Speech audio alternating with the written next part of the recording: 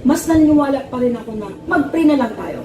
Kasi ako para sa akin na hindi tayo pinabayaan ng Diyos kasi kahit sa mga in term ng kalamidad, sa mga negative na vision, pinapakita na sa atin. Bakit? Para makapag-ingat po tayo.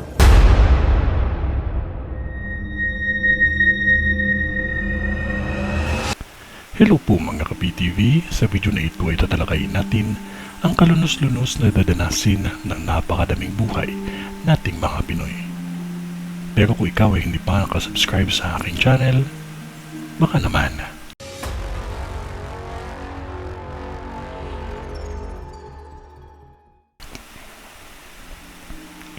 Isang bahagi ng probinsyang ito na kung saan may kubo na pwede siyang matambayan ng mga taong nagiinuman ang may hindi inaasahang insidente. May nakikita ako na mayroon isang babae dyan na magiging biktima ng panghahalay. Ako aaminin ko na pinapalanganin ko na maibabalik ang death penalty. Pero kahit may ilan na hindi sang-ayon sa ganitong batas, sa aking pananaw, sa isang sospek, maaari pa nila itong ulit-ulitin. Dahil wala silang batas na kinakatakutan. Sa panahon ng Diyos Kristo, siya ay pinatay at pinako sa krus ng walang kasalanan. Dahil lang sa atin, ipinataw ang pagpako sa krus bilang isang tao kapalit ng mga buhay natin. Kaya nga tayo may langit at impyernong nilikha para sa mga masasama. Hindi pa ba malinaw sa atin na ang mga masasamang tao ay may kaparusahan sa kabilang buhay? Na sila ay may batas din sa mga taong masasama? Kung meron tayong death penalty, isang buhay ng kriminal ay 10 inosente ang pwedeng maligtas. Tama po ba? Huwag niyo ikagalit ang aking pananaw dahil ito lang ang paraan upang maligtas ang mga inosenteng tao at maaari pang mabago ang isang kriminal.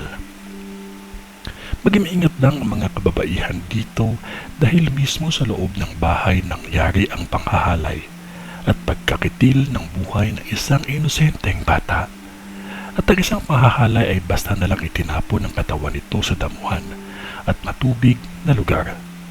Lahat ng sospek ay kilala ng pamilya ng biktima. Yan mismo ipinakita sa akin dahil malayo pa ang mararating sa buhay sana ng mga biktima. Sisidin nyo ng mabuti ang paligid kasi doon nyo makikita ang ebidensya ng krimen. Alam ko masakit basahin, ngunit ito ay kailangan ninyo malaman upang maagapan. Ang sospek ng biktima na itinapon sa damuhan na matubig ay nakatira hindi malayo sa puno na may kalabaw at ang bahay nito tapat lang sa daan. At nakikita ko sa vision ko na madalas itong humiram ng pera sa magulang ng mga biktima. Ang isa naman na bata ay ang sospek nito ay tinatawag niyang tito o ninong. Maging maingat lamang ang lahat, huwag basta magtiwala upang kapahamakan ay maiwasan.